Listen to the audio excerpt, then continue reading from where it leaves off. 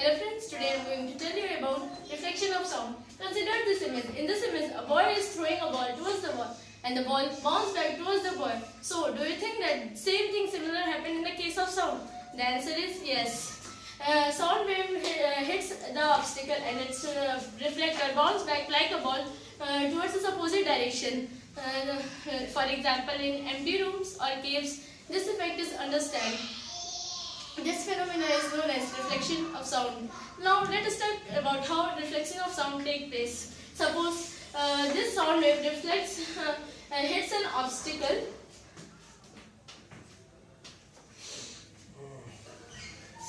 This sound wave hits an obstacle, and as we said that it reflects or bounce back towards its opposite direction. Towards its opposite direction, the sound wave which hits an obstacle is known as incident wave, and the wave which reflects back towards its opposite direction is known as reflected wave. And at this point, we will draw one perpendicular. This perpendicular is known as normal, and the angle which made between the incident wave and normal is known as angle of incident, and it is represented by angle I. And the angle which made between the reflected wave and normal is known as angle of reflection, and it is represented by angle R. There are some certain laws of reflection. First, the incident wave, reflected wave and normal lie in the same plane, and second, angle of incident is equal to angle of reflection. For our year to distinguish between the sound and its reflection, there should be minimum gap of 0.1 second.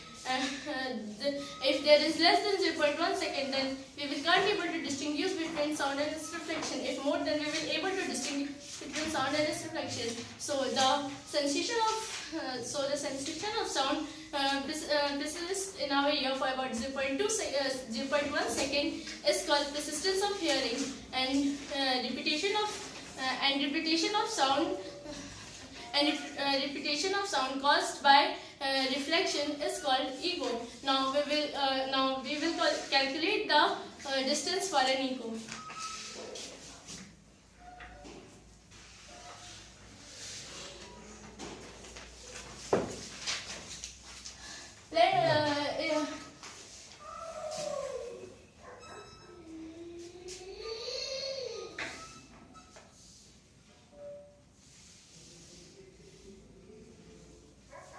In this image, a boy is standing certain distance from the obstacle and he is shouting hello. So the sound wave is travel towards the obstacle, and as we said that it reflects back towards its opposite direction. So the distance distance from the boy to the obstacle. Let's suppose the distance from the boy to the obstacle d,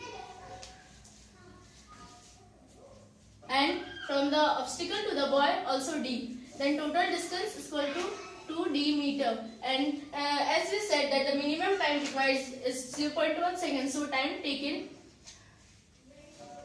is equal to 0.1 second, and speed of the sound in air is 344 meter per second. So, as we know that distance is equal to speed into time, then distance is equal to 2d, and speed is equal to 344 into time is equal to 0.1 second, and d is equal to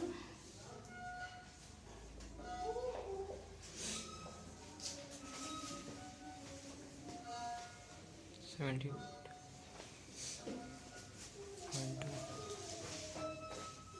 So the total distance is 17.2 meters. So we have concluded that the minimum time required to hear an echo is 0.1 second and minimum distance 17.2 meters. Thank you.